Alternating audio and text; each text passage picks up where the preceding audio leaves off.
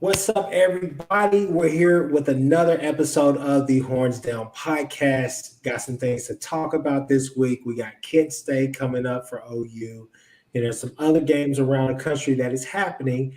And you know that we had to bring on a Bama fan. We had to bring on our boy Jance to talk about this Texas and Alabama matchup this weekend, or excuse me, this beatdown that's going to happen this weekend. So we'll be talking about that for sure. But again, it's Chris Griffin, aka Chris Griffin, with that guy Seth Oliveris here today. Seth, what's I'll let you have the floor. Go ahead and just get right to it. What are your thoughts on this matchup against Kent State?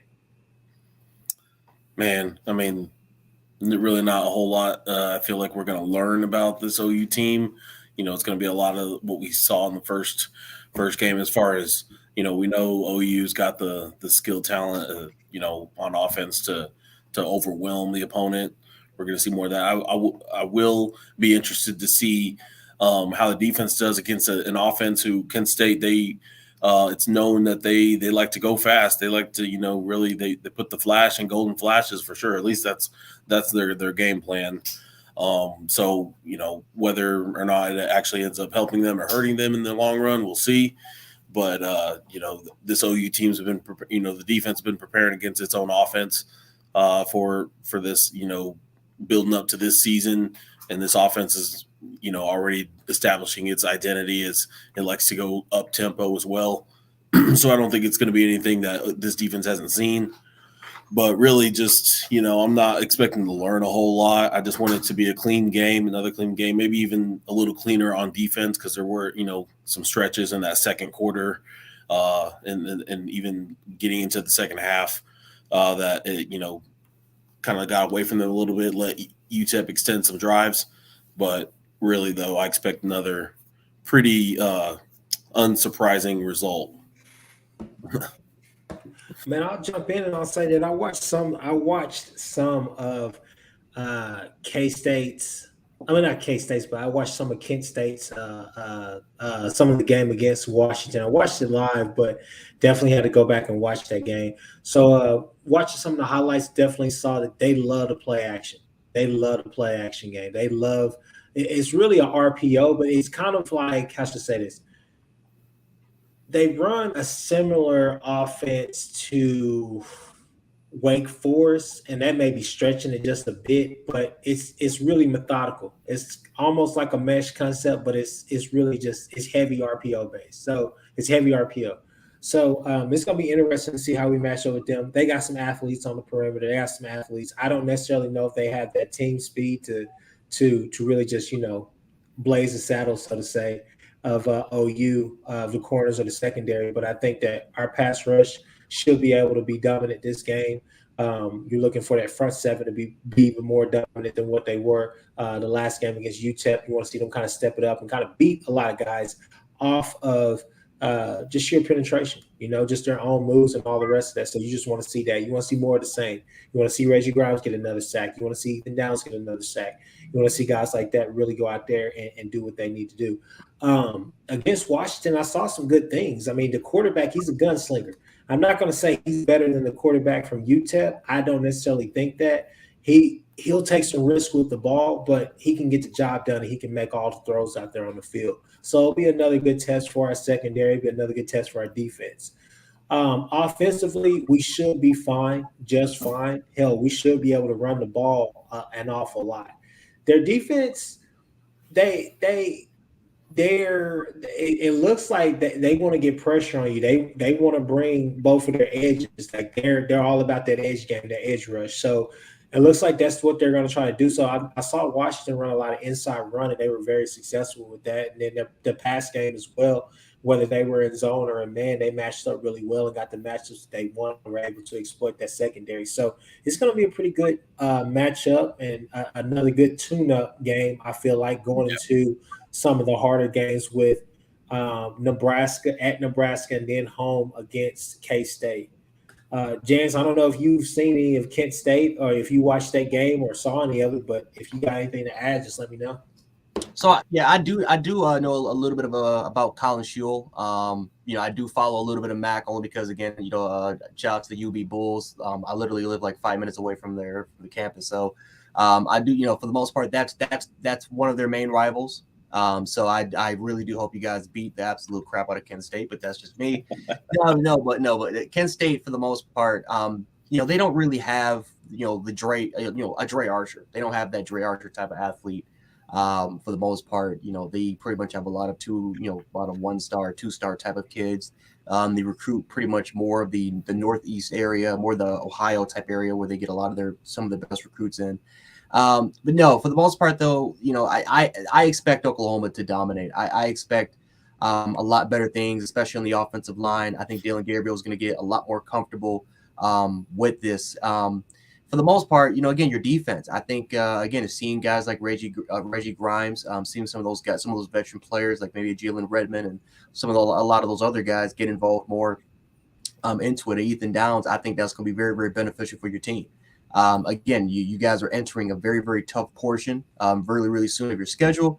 This is another kind of more of a tune-up game for you, but you will probably see a good idea to see, some of those things that, some of the players, including depth pieces that, okay, yeah, maybe this is your first time seeing some sort of action. What are you going to do this time to improve on your game? I think that's probably more of the things that I'm honestly looking forward to, is kind of the depth that Oklahoma has, because you never know. Any situation, a player can go down, a starter can go down, and you need some of those guys to really kind of step up. I feel like that was something that was kind of lacking for Oklahoma last year. So definitely, I'm looking forward to that. It's pretty interesting, the parallels between OU and Alabama. They both got two back-to-back tune-up games to start the season. Alabama, they got another cupcake this weekend that we're going to talk about for sure. But yeah, I just noticed that parallel. Man, to be honest with you, I think that the positives that could come out of the game, I think 3 positives that come out of mind. You want to see this offense. I heard Eichert and Lehman talk today. You want to see them kind of start setting up some of those different personnel groups that they want out there on the field. You want to see them kind of start laying the railroad tracks. You want to see them kind of just lay that out a little bit so you can kind of flesh more out of what's going to happen with this game. Then also on defense, you just want to see them be dominant. You want to see them go out there and hopefully pitch a shutout. That would be great.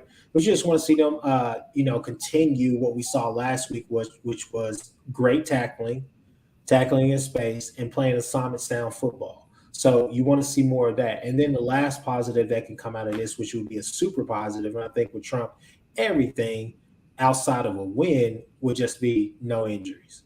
That's pretty much what you're looking for in a game like this. So, I'm excited about it. 6 o'clock. Was it 6? Yeah, 6 o'clock game. Yeah, on ESPN Plus. Yeah. So and then, make sure you got the subscription to ESPN Plus. OU fans that want to watch this game, because you're gonna have to have it for this one. But it's a good time to get it. And another thing, it's going to be a great recruiting weekend as well. There's definitely a lot of names that could pop up here. We even heard David Hicks could possibly be at the game as well. So, there's a lot of names out there. Some guys. I think the Renaud kid, I'm not even sure how to say his name. Yeah, Renaud. Yeah. So he could possibly. Isn't that a battle between the OU and Alabama as far as for Jordan Renaud?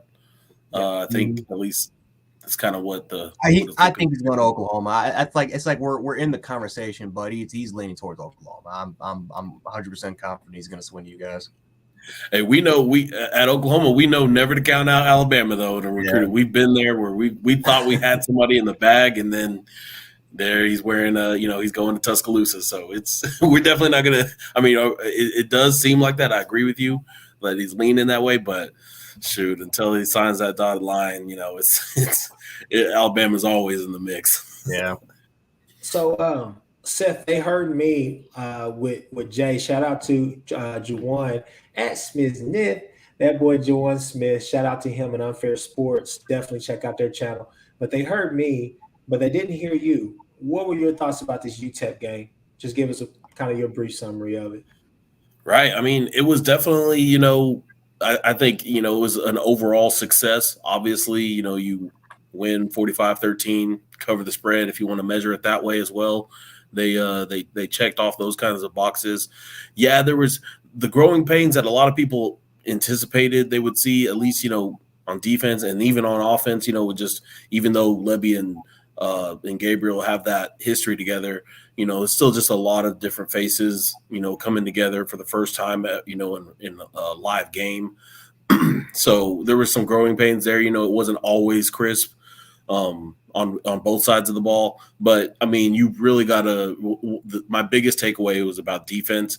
And one thing I noted, I haven't gone and looked and see if somebody's got these stats up there anywhere, but OU really limited yards after the catch. They were still giving up, some catches, some dudes are getting open. And part of that is definitely credit to UTEP's, quarterback in the receivers they got. They got some dudes that can make, those are guys with scholarships as well. But, I really love to see that once those dudes got the ball, if they were able to get there, they weren't going very far after that. Like, there was a swarm of Sooners on top of them every time. And so things like that, I like to see that play, like that Jayden Davis made, where he just completely read it from the jump, making that tackle for loss, about 5 or 6 yard loss early on in the game. So, things like that, you could just tell that you could see where this defense is going. Obviously, it's going to take a bit to get there. We might not see it this year as far as them being like considered elite, but I think we can already tell that they're going to be better than they have been over the last couple years, for sure. And it's exciting because we know OU's not going to have to rely on scoring 45 plus a game to get out of ball games. So that's refreshing. But it was kind of a perfect game because it's like, you win comfortably, you win big, whatever. But there's plenty that you can point to that you can say, this is what we need to work on. That's like kind of a coach's dream to have that kind of scenario. So, I mean, overall, I was pleased. Now, obviously people like to poke at the bear. They like to poke fun at OU, seeming that we lost, as they like to say, we went through a terrible divorce, right? But we found ourselves on our feet, fine, everything's cool. So one of the things I would say, I think OU fans should be able to speak. I think OU fans should be excited about what they saw in week one and going forward, because one of the things that we've been saying for years, and I don't think people understand this, it's nothing that we can really take away from Lincoln because we experienced a lot of success. However, it seemed that on defense, we struggled doing some of the most fundamental things that a football team should be able to do. Tackling, playing discipline, finding the right gaps to run. I mean, you struggled at a lot of those things. And then even on the offensive side, we just weren't physical enough in the trenches, especially when we played the Alabamas, the LSUs, teams like that. It seemed like in 2018, that Georgia game was probably probably the best version that you've seen of Lincoln Riley's team overall, right? And at the same time, that defense wasn't that great as well. But that's not to knock him. That's just to say that there are some things that we're definitely excited about. And honestly, it's just getting back to being fundamentally sound on the defensive side of the ball. So definitely encouraged by what I saw in that first game and just hope to see more of it. Because this is a defense. I mean, you can see it in different plays. The Danny Stutzman interception that he should have had, but that Danny Stutzman interception, it just kind of shows you, especially watching the replay and all the rest of that, it just shows you what Jance and Ty and all of them have already said about Venables coming into the season. He's going to put you in a position to make a play on the ball. He's going to put you in a position to make a play, period. So definitely encouraged by a lot of the things that I saw in the UTEP game. Like I said, again, for everybody who may or may not have heard me, my biggest takeaway from the game is the fact that you were able to neutralize their offense. You were able to neutralize them and turn them into a team that had to work the entire field, every inch of the field, to earn those touchdowns, opposed to just being able to get those big plays. If that was us, the way that, a lot of people may say we struggle with some of the underneath and different things like that. If that is, let's just put it like this. If the old coaching staff is here, in my opinion, I think we struggle again like we did against Tulane, because he just made some throws. Hardison was making some throws out there.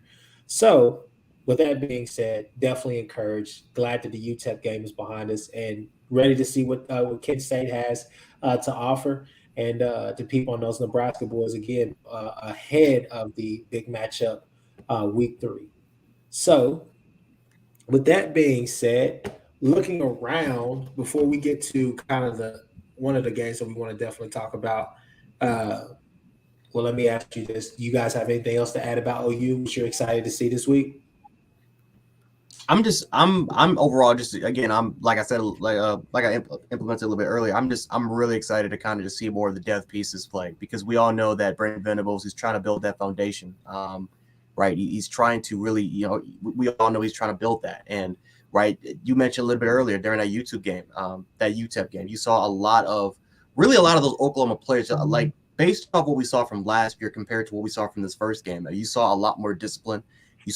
I saw a lot more aggressiveness, honestly, like compared to what I saw. It kind of reminded me a little bit, kind of during that late stretch when Oklahoma started to kind of pick up some steam and Alex Grinch was trying to work that defense up a little bit. I saw players that look way more motivated, more ready to play, and that's telling me that it's a great culture. That's telling me that Brent Venables is it's, as far as his philosophies and just building the foundation, is starting to kind of work. So even though I don't think that this is the most talented Oklahoma team, this is more of a, I've been saying this all season, I do believe that this is kind of more of a building block to really, once that talent actually really starts to get here, that's when all of a sudden you can start to see Oklahoma really start to take off and really start to get back to what they used to do back during the 2000s. That was annually competing for national championships. And again, it's not just the Lincoln Riley era where it was simply just the offense that was the takeover. It was both sides of the ball. Oklahoma was just, you guys know, they were more known as a defensive school. I mean, so yeah, I'm excited to kind of see that. I mean, Reggie Grimes looks like he's a lot better. Again, I'm jealous of that because that's a Alabama legacy. That's Oklahoma, and I think he's about to do his thing. But I'm just overall excited to see more of those depth pieces once, during these kind of tune-up games, really start to kind of get their experience, so that when their time is up, these guys they already know what to do. Yeah, same. I mean, I echo all those sentiments, and I'm excited. Do we want to drop score predictions now, or do we want to wait until we run through the other games? Because, I mean, I feel like it's no surprise as far as, like, I think we're all probably picking OU to win pretty big against Kent State. Like, I don't think we need a drum roll for that, What are you thinking? So it's like, I think OU's favored by like 33.5 last I checked. And I honestly think OU's going to play an even cleaner game than they did last week. I think, because they actually got game film that they can watch of themselves to clean things up and have even more focus. It's going to be a night game. The crowd's going to be, stripe the stadium. They're going to, test out them LED lights. So, for the first time, they're joining the party with a lot of other teams. I know Alabama's been doing stuff like that. Yeah. But I think it's just going to be a good environment, and it's just going to avalanche in that way. So I think OU cracks 50 this time. I'm going to say I'll say 55, 55-10. All right, Jess, what you got? I'll say 52. I'll say 52-3. I think you guys will absolutely blank up. I think UTEP is a much better team than Kent State. So I think you guys will absolutely destroy. Well, you guys will crush them, but I think that the defense will definitely showcase a lot more, and I think that talent in the second half will definitely showcase their abilities. So I say 52-3. I'm gonna go ahead and just say 45. We'll do 45-13 again. Okay. I think that I'll spot them 13 points. I like what I saw from their offense. They're aggressive for sure. That receiver, I can't remember his name. He got a receiver there that is the truth. He might be a future NFL player right there. Yeah. I mean, like I like what I saw from their team, so I'll give us a 45-13. That's what I'm thinking. Oh, you're talking about Kepos. Or I'm probably pronouncing that wrong, but yeah, I know you're talking about the Sepos. Yeah, I saw him against Washington, and he was just, he was making some crazy plays. Yeah. So, with that being said, let's look around the nation and see what some of the more notable games are, and we can get score predictions a little bit later. So we got Missouri at K-State. That's a good one. Iowa State at Iowa. Kansas at West Virginia. Yeah, early Big 12. Big 12 game, early on. First Big 12 game of the season. It's a lot of good games. Let's just go ahead. Let's bypass that real quick, and let's just go ahead and get to what we want to talk about. What we Yeah. brought this man. You know what I'm saying? Jarek Hall at Gent Sports. You know what I'm saying? Jets. We brought you on here. It's your time to shine. Texas and Alabama, man. I think that I saw the video. I watched the entire video that you did. I think I watched it live with Steven. Shout out to Fanatic Perspective. Shout out to my guy, Mhm. Steven. I saw Hey, that as well. It's good. It's good stuff. yeah, good stuff. Always good stuff over there. Even though it's Texas, I'll give him that. So here's my thing, okay? I think you were being a bit too generous. You're Mhm. giving them a lot of optimism. I don't necessarily know if I'm gonna give them all that much that much optimism. Like I don't know. It's kind of hard because, in my opinion, Jens, I think that they're gonna run a they're gonna basically do a lot of quick pass, a lot of Yeah. screens, a lot of different things to get the ball out of out of Ewer's hands. They have to. They can't let that pass rush from Bama get to him and get him rattled early, because Texas fans love to talk about Hudson Card and talk about how he gets rattled fairly easily. He likes to leave the pocket. He got happy feet, but you don't want Quinn to turn into that as well. And Quinn is not the athlete that they tried to make him out to be. That's great that he was able to do those things at Southlake, but this is college football, and now you're going up against the big boys, especially with Bama. So the floor is yours, Jans. Just kind of tell us, what do you expect from this matchup? Well, yeah. Well, again, when I definitely went on the show and I kind of gave my insight, but I tried to really just give the keys for Texas for the most part. I think that Bama will blow them out. Yes. I mean, I'm just gonna come out and say it. I think we'll blow out Texas because for the reasons you kind of just said. I think Texas, in a way, I think they're gonna play a little scared, right? I think they're gonna play a little scared for this game. So overall wise for me, it's kind of really hard to really say about this game because I look at Steve Sarkisian and he's a really really good play caller, right? He's a very very good play caller. He knows Pete Golding. That's going to be a really really good chess match, and I think a very unpredictable X factor that no one is really talking about is Pete Golding and really what he could do because he's one of the most unpredictable coaches I think I've ever seen. You sometimes just don't know what he's going to do at times.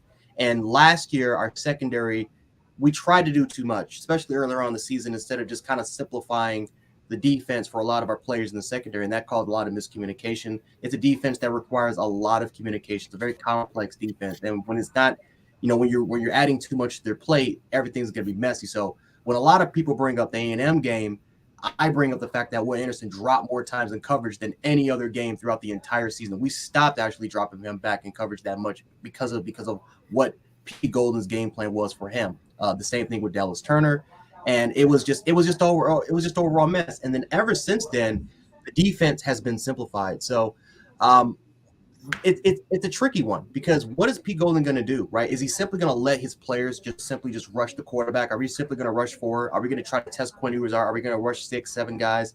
What are we possibly going to do? What is Pete Golden potentially going to do to frustrate Quinn Ewers? That's this offensive line that Texas has, guys.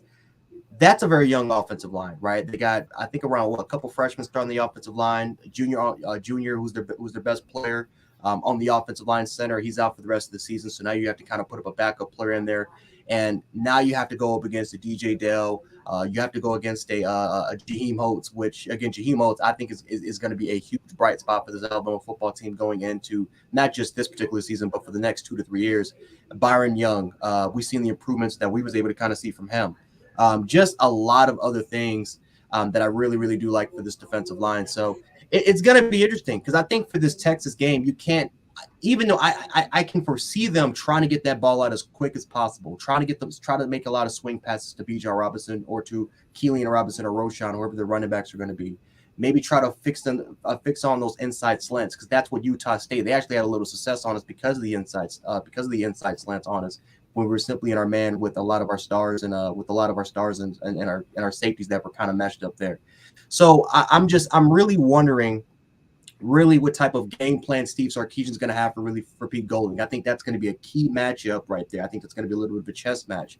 because even though I like Pete Golden, but he can be a little unpredictable. There is just times where he kind of simply goes away from what we as Bama fans originally kind of think of as just the game plan, which is simply just to play our standard, simply just rush our forward. If we need to send pressure, we can.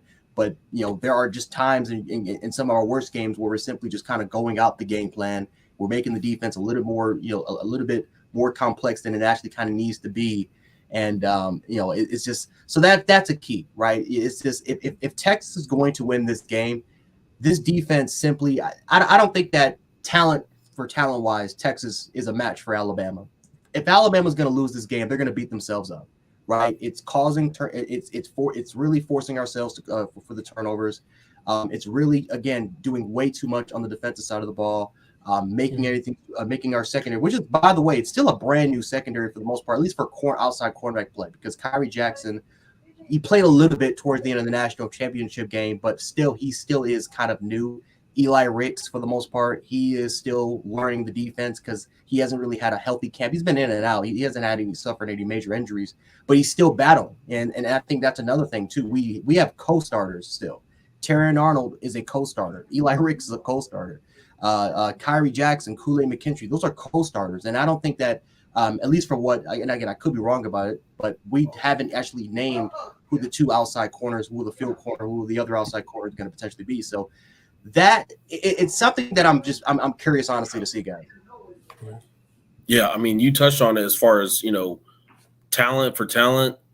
Alabama is a head and shoulders above Texas, at least at this point, between the two programs where they're at, for sure. And defensively, especially up front, I don't even know. I can't even remember, but I don't even know if you mentioned the guy that everybody knows. Will Anderson. I mean, it's because he goes without saying. I know you didn't forget about him. It's just it's like they've got all those other guys, and you don't even mention a Will Anderson. That's because that's just how daunting it is to go up against, and then not only for anybody, but for a team as young up front and young and inexperienced as Texas is. Up front on the offensive line, it's just a recipe for disaster. And I mean, you can have all the skill talent in the world. Texas has a very good skill talent, even great. Xavier Worthy, Bijan Robinson, Jatavian Sanders. Even if you want to throw, Quinn in the mix, if he plays up to his potential, it's that's all well and good.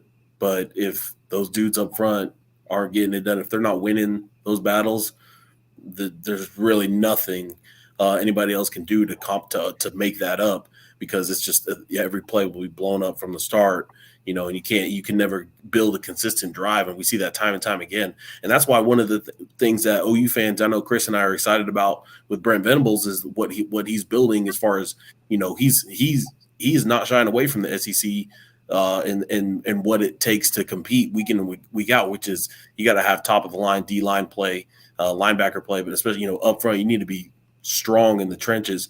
And from the on the recruiting side, we're seeing that's what he's been building.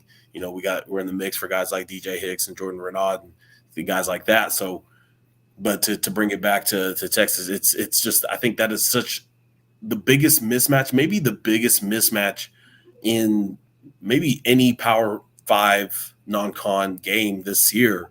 The Alabama front seven versus the old Texas O-line.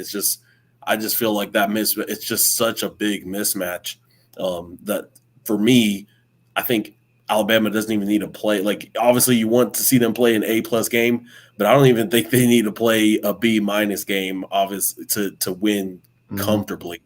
I just think that's how big of a mismatch that is. And I actually wanted to ask you, do you feel like the 11 a.m. kickoff is going to play a factor one way or the other? I don't think it's going to play a factor because for the most part, a lot of people like to bring up Alabama's kind of off their A games, like literally for the first quarter a little bit because of the 11 a.m. kickoffs. But people have to understand those games are not packed. Those are sometimes 40 to 50,000 crowds. The student sections, they're not buying, right? They're not really filling in those seats. So there's kind of a lot of empty seats in the beginning of there. So there's really no reason in a way. I mean, the crowd plays a big factor into games. I always think that when people say that crowd involvement doesn't matter, I really do believe it actually matters when it comes to these type of games. For this one, it's going to be fully packed, right? It's going to be fully packed. It's going to be over 100,000 people at that stadium. College game day is going to be there. A ton of celebrities. Matthew McConaughey, he's going to throw the horns up thing. That's just going to be a game that you have to. Nick Saban's probably going to preach all week, if he hasn't already done it already, just about the magnitude of what that game means, not just for the landscape of college football, but for Texas. Because if Texas beats Alabama, you're not going to. Texas can lose every game. They can lose to you guys. They will brag about beating Alabama for the rest of the year. It does not matter. Yeah. So it's that is a game that I don't think you're going to catch Alabama really sleeping, because they've been preparing for this game. As a matter of fact, there was actually some news headlines that one of the players had a Texas poster on his wall, because they've been preaching about that game for a while. Just the magnitude of everything, how it is, and who knows, it could be some extra motivation. The fact that our $1 million marching band is not even going to go to the game because of just the location of where it is. I mean, so maybe that could be some extra motivation, but it's going to be an interesting game. It really is. I think you are completely right, though, as far as our front seven. I mean, again, Chris Braswell, Jeremiah Alexander, he didn't play yet, but that's a 5-star that's literally waiting to kind of go. We have a lot more depth pieces over the defensive line. That's going to be something that it's going to be interesting. Because if Texas can hold Alabama, not saying that Alabama's not going to do anything, but if they can stall Alabama's defensive line, they can kind of hold up for a little bit more seconds, give Quinn Ewers more times. Can he execute, right? Can he go through his reads? If nothing's there, is he going to go to the check down? That's kind of the young quarterback that's never really played that much. Never really started that much for a game. So I was going to jump in here and I was going to say, so a few things that I want to highlight and get your opinion on. So going back to the Texas offense. So like I said, Jens, I think that they're going to run a quick pass game. It's going to be a quick pass game. Mm-hmm. So bubble screens, jailbreak screens, whatever they could possibly do to really get the ball out of his hand and try to get as much max protection as they possibly can. Just get the ball out of his hands, right? Then the next thing I think Bama's going to force him at some point during the game to actually work the field. Okay, can you actually hit on these intermediate routes? Are you going to go vertical? I mean, I think they're going to ask him to do a lot. I think that the offense is going to be simplified for him. I think if it's there, take the big shot, take the big play, try to take the hood off of this defense. However, I think they're going to run a lot of different screens and everything like that. I definitely think they're going to max protect. I guess first question for you would be, do you think we would see Texas, because they're bullish about the Jatavion Sanders kid? I think Billingsby is out for a few more games or so. Yeah, he's suspended for 4 more games. Yeah, exactly. So I think he's out. So I guess the question is, will we actually see them in 12 personnel or anything? Because they're going to have to do something to counter that rush. Well, I even said this during the offseason. I do believe that when it comes to tight end play, that is possibly a little bit of an area of weakness for us a little bit. I don't believe we have the linebackers if they are manned up. I don't believe we have the linebackers to really cover Jatavion Sanders. I think I like his athletic ability. I like his upside. He had a pretty solid game against ULM Monroe. It kind of showed why he was a 5-star recruit. But Moody and To'oTo'o, they're not those linebackers. To'oTo'o is more of a run stopping, sideline to sideline guy. Moody's more of a gap filler, more of your prototypical bruising linebacker. And then for the most part, our stars are more of our safeties that can cover him. Battle can do his thing. I think Battle can cover a lot of those big tight ends. But then there's the DeMarco Hellams, and there's the Brian Branches, and the Malachi Moores, I kind of compare him a little bit to Trayvon Diggs, only except that when he will bite a lot, and when it works, it works. It's most likely going to be a turnover. But when it doesn't work, that's when you can see trouble. So that's why I think Jatavion Sanders and if they do run 12 personnel, if they have the tight ends, that's just why if Jaleel Billingsley would have played in this game, I actually would have gave Texas a little bit. I would have given him a lot more credit, because now you have a tight end that is dangerous when it comes to the intermediate routes. You have another tight end that can stretch the field. So that's sucks that they didn't really, Jaleel was going to be out for this game. But I do think that they can potentially run 12, because I do believe that they want to try to. I think that they're going to try to not run in the inside. I could see them run the inside, because Bama did have a little trouble with the inside stunts against Utah State. So I could see that a little bit, but I do think that they're going to try to run to the outside. I think they're going to try to stretch it. I wouldn't be Yeah. surprised if they run at Will Anderson. Even though if they do that, you're literally walking into death's door, because that's what Will Anderson actually does that better than pretty much. He's a better run defender than he's a pass rusher, even when he is getting double teamed. He lives for the stunt, for stunning inside and taking into a triple and double teams. But no, go ahead. And I was just gonna say, I think that B. John will still have a pretty good day, which we'll see. But I think it's gonna be a lot of carries. Maybe not for. I'm not even sure if he gets 100 yards this game, but I definitely think that you'll see a lot of him early and often. Because they're, like I said, they're gonna, even though they're at home, they have to take as much pressure off of Quinn as they can. They have to make sure that he's relaxing his boys. The next thing that I would say, Jance, as well, that I've been thinking about since the summer, honestly, since I saw this game on schedule, what are they going to do to contain Bryce Young? Obviously, we know Bryce Young likes to run and all the rest of the stuff. I know you and Steven talked about that. However, I kind of feel like they're going to try to do some similar things they did to Spencer last year in the Red River game, as far as kind of run a soft shell zone and just keep Overshown there as kind of a spy.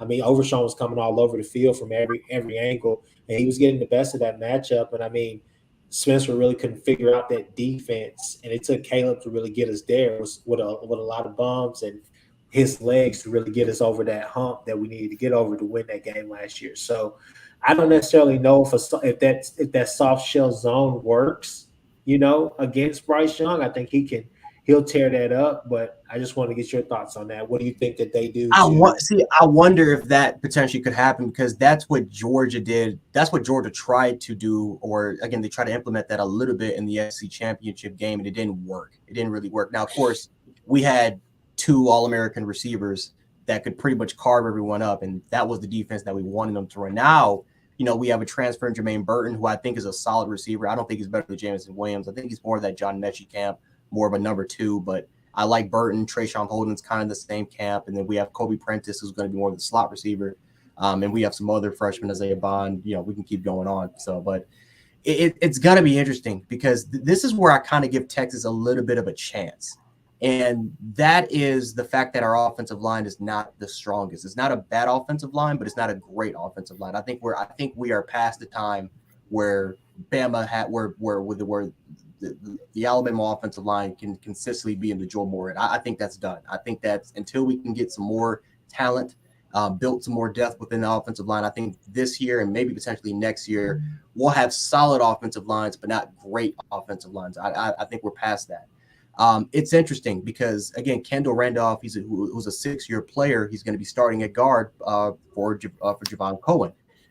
That's a player that kind of didn't struggle, but you kind of saw the moments where he got beat. Clear as day. Dickerson is a better run blocker than he is a pass protector. Emil Ekiyor, I think we still need to see a little bit more from his game. And J.C. Latham, I think, is who I think is going to be a bright spot, but he's also a redshirt freshman. So I think that, honestly, I think what potentially could happen, I think PK is going to test Bryce. I think he's going to send pressure. I think he's going to send 5, 6, maybe even 7 dudes. I think he's really going to see if this offensive line, if Bryce Young could handle it. Because even Bryce Young, in some of the moments, Bryce Young had a sack. Bryce Young suffered a sack because he couldn't set the right protection. And I'm not saying that's going to completely happen for this game, but there are chinks in the armor that if you're a PK, if you're a part of that Texas, or if you're a Texas fan, or if you're watching the film, that you can sit up here and say, maybe this could potentially be a weakness, right? So again, this is not going to be a great offensive line. This is going to be an offensive line that's going to make a lot of mistakes. And I wonder if Texas's front 4, or if that front 7, if that defensive line, can they take advantage of that? Because of that defensive line, if they can win some of their matchups against Alabama to a point where they can slow down the run game a little bit, where they can maybe try to frustrate Bryce Young a little bit, I think that gives PK a lot more freedom to really choose and be comfortable with kind of what their game plan is. One of the things that that teams, when they face Alabama, that they literally completely go off their comfort zone. They try to do too many different things instead of just going with their original game plan that they've been scheduling since the beginning. They try to do way too many different things, and that just causes them to lose. And so I wonder what PK can do. A a little bit overly aggressive, or is he going to be a person that's going to have a little bit more confidence on his defensive line and try to and just kind of see what happens throughout the game and make those tiny little adjustments? I was going to say, trust me, I already know about that with exotic looks against Alabama. Go back to that playoff game. Seth knows I talk about it. I've said it quite a few times. Lincoln motioned Hollywood to come back there and basically be a running back, and I said, "What the hell are we doing? This is not the time, Lincoln. This is not the time. We're down 14-0. This is not the time to get cute. We can't get cute. We got to be physical." But no, man, I like I said, I think it's going to be a good game midway through the first quarter. I think that eventually at some point you guys kind of open the doors to the woodshed that will be. And I think that the game gets away from Texas somewhere, I think either midway through the first quarter or after the first quarter. I think that it's going to be interesting to see. They're going to be juiced up. They're going to be jazzed up. Their fans are going to be loud. We already know that. And I mean, this is me and Seth being authentic and realistic. I think that they will go out there and compete hard. I don't believe that they'll win this game, but I definitely think that they'll have some things to take away from as far as just kind of for consolation. Look, Seth, as much as we want to deny it, we'll be in the same position next year if Gabriel has a year we think he's going to have and he jumps to the league, and then we're starting over with a new quarterback, and then guess who's coming to town? Georgia. So we'll be in the same spot. Texas fans will be going at us and saying that we're crazy, we're suck, and we're this and that they're back, even though they haven't been for the past 10 to 12 years. And we'll be going through this on our side and basically having to talk about what we're going to do against Georgia. But hey, I like the confidence. I respect the confidence. I hope Texas goes out there and plays a hell of a game.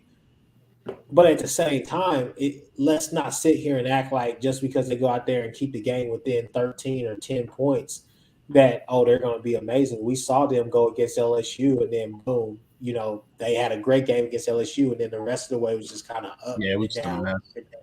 Yeah. I mean, I hope. Well, I expect the game to be not a game, and I also hope that it's not a game. Like I need to see Texas get just completely spanked. Like I do, but I also expect it. So it's like it works out. It's not just wishful thinking. And I think that you guys have the opportunity to go out here and use them as an example to put the nation on notice as well. Because I think from talking to you and Ty so much, shout out to Ty Around the Table Sports, but talking to you and Ty an awful lot on and off the camera, it seems like you guys are kind of wanting that statement, like a statement game almost, as far as just to send a message to the Texas A&Ms and even the Auburn fans and other naysayers in the SEC that, hey, we're still here. Last year really was a rebuilding year, but we still made a national championship game. He'll probably would have won it if Jameson wouldn't have been injured. So it'll be interesting to see. I think this is, and especially with this being a primetime game, everybody's going to be there watching. So it's going to be a great contest. But like I said, people look out for that quick pass game. I'm serious. I think that Quinn Ewers does have all the arm talent in the world. However, he's still a freshman taking his first snaps as a college quarterback, and now he's having to do it in his second game against Alabama. It's going to be tense out there, so we'll see. Fellas, you got anything else to add to that one? Oh, score predictions. What are our score predictions for that game? I got mine already. So I actually thought really long and hard about this, and I think I don't see how there's any way Bama doesn't score. And that's Jimmy right there has a score very similar to mine.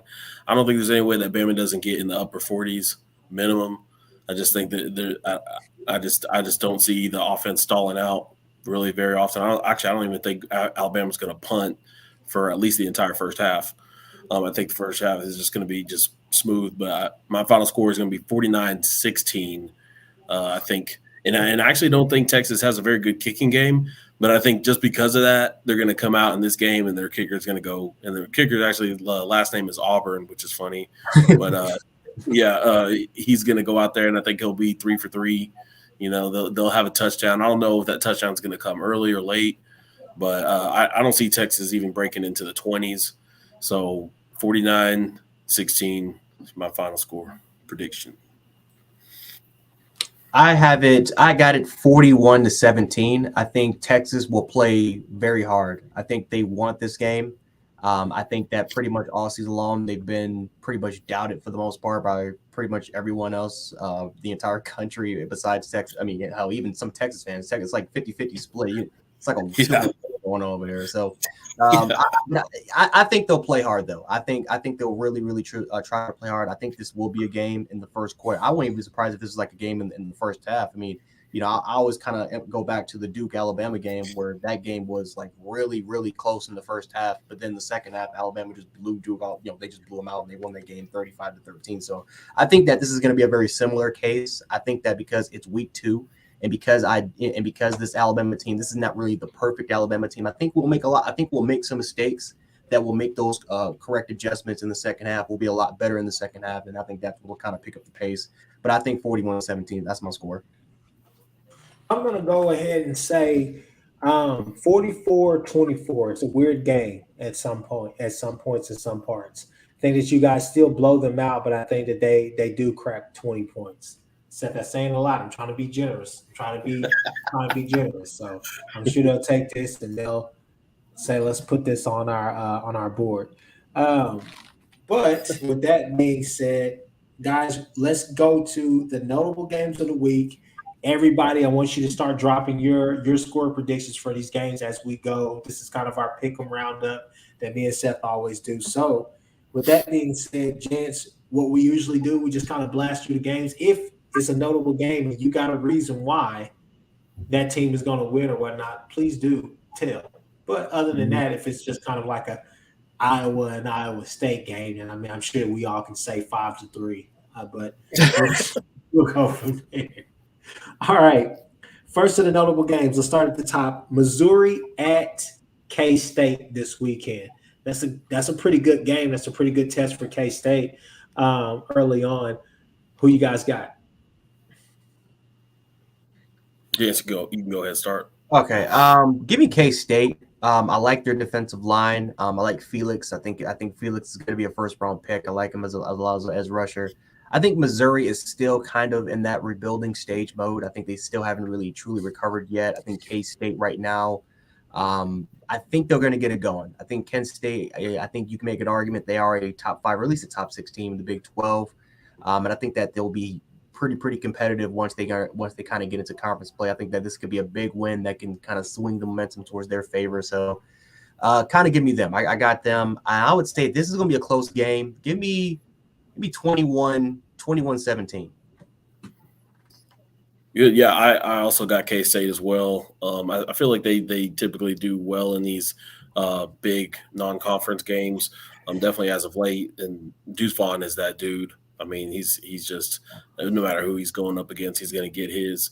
So yeah, give me K-State as well. I don't know. I haven't thought of a score prediction for this, so I'll just throw out something random: 28-24. All right. So, fellas, I watched a little bit of Mizzou last week. Luther Burton's going to be a problem, I feel like. Yeah, he's going to be a problem. And they got another receiver up there as well.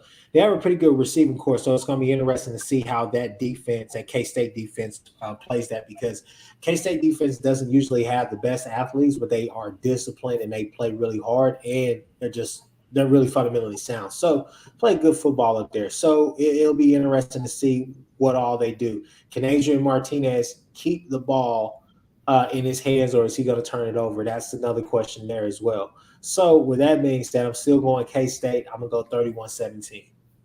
Next game, we got Iowa State at Iowa. I'm going to go ahead and say I have Iowa State Iowa.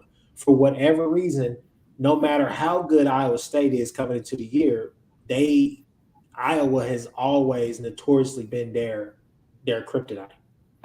Yeah, I agree. I mean, I think I picked Iowa State to win this game probably the last 5 or 6 years, and I think they've lost every single one of those matchups. I'm probably missing one, but it just feels like they just always underwhelm. So and yeah, we all all the memes have been made about Iowa as far as that offense scoring 7 points, not even a touchdown. But that's just perfect Iowa. So I just feel like they got this in the bag. Like I don't know how they're going to do it. It's going to be really ugly. Iowa's got this one. Oh my goodness. See, I just don't understand Iowa, man. That offense, man, it's just been so anemic, man, over the last decade. It's insane. But give me Iowa. Give me Iowa for this game because I think Iowa State, they lost way too much. I think they lost way too much production on the offensive side of the ball. I still especially with all that talent that they had over the years, they still found ways to lose to Iowa teams, and some of those Iowa teams weren't even really. I mean, they were pretty average, but those Iowa State teams definitely should kind of blow off the water.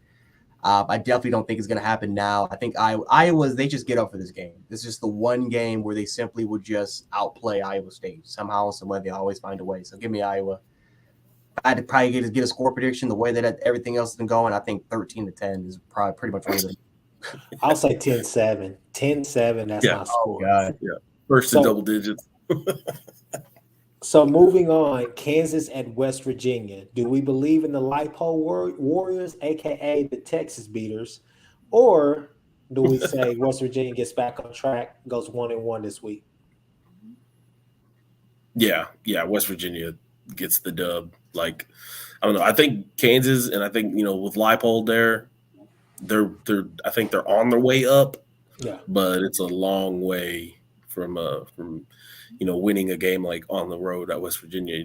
It's not a gimme game like in Austin. So yeah, give me West Virginia. Yeah, give me West Virginia as well. I like their defense. I think their defense kind of showed a little bit more than kind of what I thought it was going to be. I think I think that could be a very underrated, especially in Big 12 play. JT is going to need some help. I'll just say that because I went back and I watched that game, and JT Daniels, man, he just simply did not really have the help from his receivers and his offensive line. So that needs to get better. But they have, I do believe West Virginia, I think they have a quarterback. I don't think he's the best quarterback in the Big 12, but I certainly do believe that they have a quarterback that can get them a lot of wins. So I think West Virginia, I think they're going to get right back on track. I think that the entire offense will get better for this one. And not to mention that Pittsburgh, I have Pittsburgh being at least the top 2 team right now in the ACC. And I think West Virginia did a really good job kind of competing with them. So give me West Virginia to win this game. All right. I'll go West Virginia as well.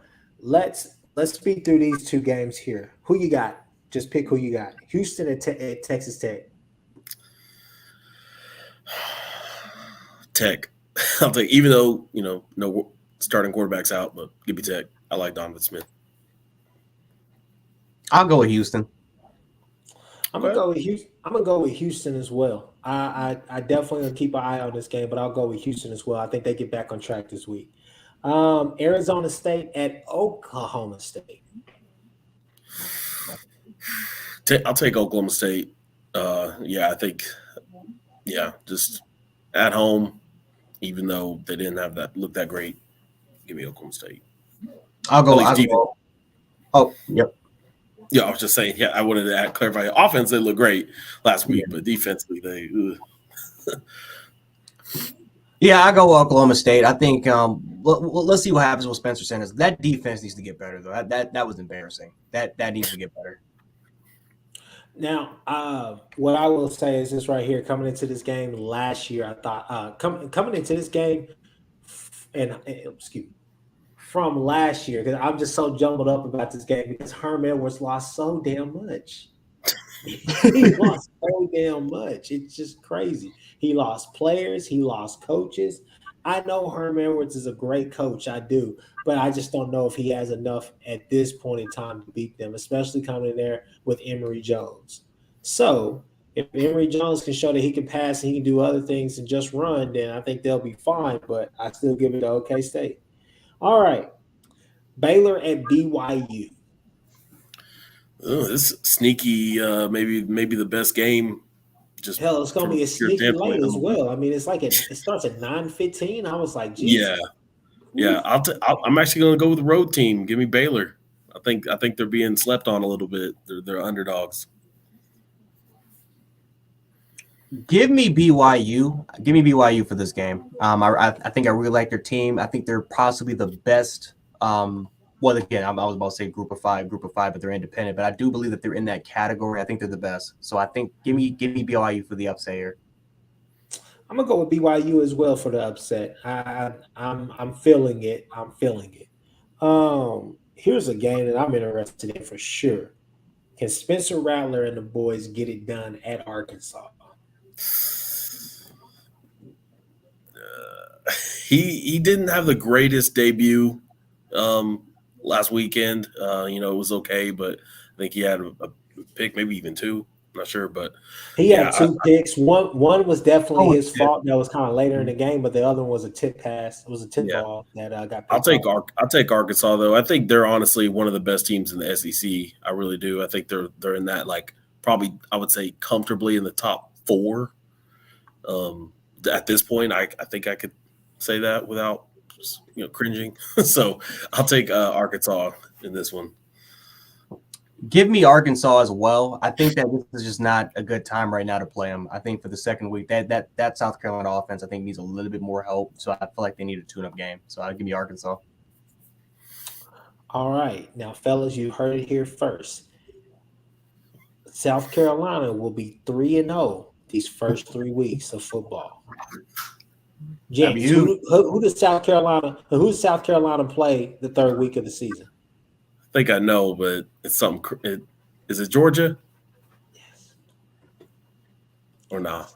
I have no idea. South Carolina will be 3-0. Spencer Rattler will get the boys. Is that A&M? Huh? Is that A&M? Who's the third game? What? That's the third game. Third game is Georgia. Yeah. Georgia? Oh, it's Georgia. Okay, Georgia. I'm just saying. I think it's going to happen this year. I really do. Hold on. Let me make sure. I got to check it as well now. I don't know, Chris. Yes, that's the third game. Yeah, that offense is they need a tune-up game. Man. They need some help a little bit. They need a tune-up game. You heard it here first. South Carolina will be 3-0 after the first 3 weeks of the season. If they're 3-0, they're going to be ranked at least number 2 in the nation. Y'all better buy the stock now while y'all can. They'll be 3-0. I'm telling you. All right. Next game. Tennessee at Pitt. Ooh, that's gonna be a good game. Oh man. I'm going Pitt. I'm going with Pitt 34-24. I'm going with Tennessee. I think I really like what I see from Hendon Hooker. I think Tennessee's offense as a whole is it's pretty potent. And yeah, I mean I know Pitt's at home and they look pretty solid as well, but I don't know. Give me the road team. Give me Tennessee. Give me Tennessee here. Pittsburgh made a lot again, even though it was when week 0 or week 1 around that time, but they made a lot of mistakes in that game. And I just, even though I like Keaton Slovis, I don't think he's better than Hendon. I don't think he's better than Hooker. I think Tennessee's offense has a lot more rhythm compared to that Pittsburgh offense. I feel like they still need to find the rhythm. And give me Tennessee. Okay, I'm changing now. Okay, Tennessee across the board. Give me Tennessee 24. I thought about it and I said, I jumped. I was a bit premature. All right. Kentucky at Florida. Can Anthony Richardson? Can he get the job done? I've seen some score predictions out there, 27-20, different things like that. I'm not really sure. I don't think that they can stay with them. I don't think that. Excuse me. What I mean by that, I don't think Kentucky can stay with Florida. Florida's firing on all cylinders. Yeah, I think Florida's going to be. I think they got over their big early test. I think with the Utah. I think Utah's better than Kentucky. So, I'll take Florida to win this. Yeah, give me Florida. I think Florida's just overall the better team. Kentucky lost way too much production and from the coaching staff. Yeah. Definitely think it'll be a lot of 3 and outs for them, but we'll see. Can Anthony Richardson continue this Heisman hype that he's created for himself after week 1? That was still a hell of a performance, though. Last game on the list, fellas. We've already talked about Alabama at Texas, but let's talk about another primetime game that's happening in the Pac-12 of all places. USC at Stanford. The first test for Lincoln Riley. Jance, I'll give it to you first. What do you think? I think USC will blow them out the door. Stanford they're in rebuilding mode. They're just simply in rebuilding mode right now. They lost. They just have not recovered, and recruiting has been a hindrance. Their production that's come back for them is just not that really good. I think USC will blow them out the door. I'm going with the upset then. I'm going, not so fast, my friend. I got Stanford. All right.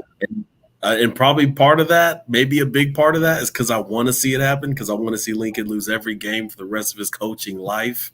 But also, though, I think, I think Stanford at least is head and shoulders above Rice. I don't think that Rice team is very good at all. And so it's going to be, a complete upgrade in class as far as that goes. And so, they're going to go in Stanford with a pristine record and come out blemished. Jance, when Lincoln Riley was at OU, did he struggle against teams like Iowa State? Yes. Mm-hmm. Did he struggle against teams like K-State? Yeah. Yes. Lost to him too. Yeah. He did. He did. Did he struggle with teams like Texas Tech from time to time? Yes. Yeah. So you get what I'm trying to say here. What the hell is the difference between those teams and Stanford? David Shaw is still there as far as I know. Seth, is he still the coach there? Yeah. Exactly. So defensively, they're going to be in for a day. He's still a great defensive mind, no matter what you want to say. And if my memory serves me correct, didn't they beat Oregon last year? Who, Stanford? Yeah. They did. I think they did. I think they got the upset last year at home. So where I'm going with this is that if he has a durable quarterback, or a quarterback that can do that can go out there and do what he needs to do, he'll be fine. So for those reasons, I'm picking Stanford. That's the problem, though. They have a statue of a quarterback, man. That's true. He's not that great. Okay, Speed D, I guess we'll see if it works out there. We'll see if it works. I don't think that they're going to have 3 pick sixes in one game. I don't. So we'll just go from there. So I got Stanford, and I have Stanford with the upset. I have them 35-17. Ooh. Damn. So with that being said, fellas, it's around time to go. Wait, Chris, you're not gonna talk about Texas A&M and Appalachian State? Oh, whoa! I forgot. Hold on now. I'm still gonna pick Texas A&M. I'm gonna say Texas A&M wins the game.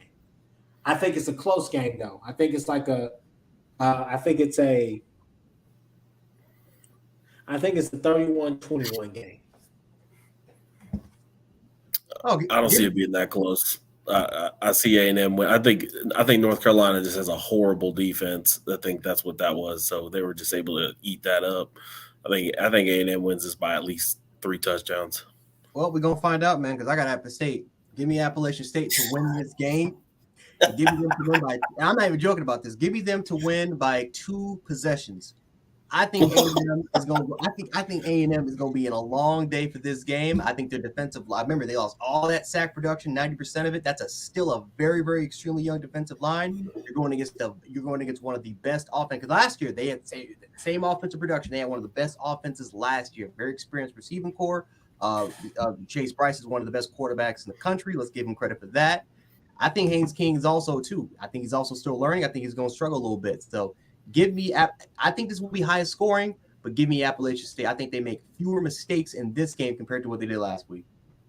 I hope you're dead on right, because I would love to see the meltdown from College Station. Oh, look at this. Carvin, Oklahoma. I like that. 42-18. Give me Stanford all day, baby. That's what I think Stanford wins. That was funny. I think Stanford wins in a last-second field goal. As far as the Stanford game goes, they're going to show you. They're going to be like, "Hey, he's our Tebow now." So, but yeah, no, I think the Appalachian State game is I think it's gonna be a really good game. It's gonna be a test, and I think Appalachian State will do all the things that Sam Houston State couldn't do last week. But we saw Sam Houston State stay in that game for quite a while. They stopped their run game. Huh? They stopped their run game. Yeah. They destroyed it. They don't really have a run game, and they don't necessarily have the greatest quarterback. We'll see. It's going to be that team is going to be a work in progress all year. So I don't necessarily say they're in a rebuild, but they're in something. I don't know what's going on with Texas A&M, but we'll see. But at the same time, like we've said, time and time and time and time again, Jimbo Fisher is notoriously an 8-5 coach. So we'll end it right there. So, guys, go ahead. Tell everybody where they can find you at, Gents. Tell everybody where they can find you at on YouTube, Twitter, all of that. Tell them. Yeah, you can find me at Gen Sports. Cover tons of college football reactions. We got the Bills. They played Thursday. Shout out to them. They'll be playing. Hopefully, we get that dub. And Twitter, find me at Gent716. And you can also catch me at Buffalo Fanbase Sports at buffalofanbase.com and Buffalo Fanbase Sports on YouTube. Something, yeah, and just find me on Twitter at Seth Oliveras. Won't have to look very hard. Just look into any random Texas fans mentions, and they're probably commenting on something I said. So that's probably the quickest way you can find me. You don't even have to search for me, just right there. Hey guys, you can find me at Kchris with a K. You can find me and Seth at the Horns Down Pod. Definitely check us out. We are on there. Got a lot of great content. You can find us on any platform that you use your podcast, as you find your podcast, Google, Spotify, Apple Podcasts, wherever you can find that. And yeah, guys, I think that's about it. Anything else? I just want to see Bryce Young hit him with one of these. Oh, please. Just like Greg. Greg right there. That's all I want to see.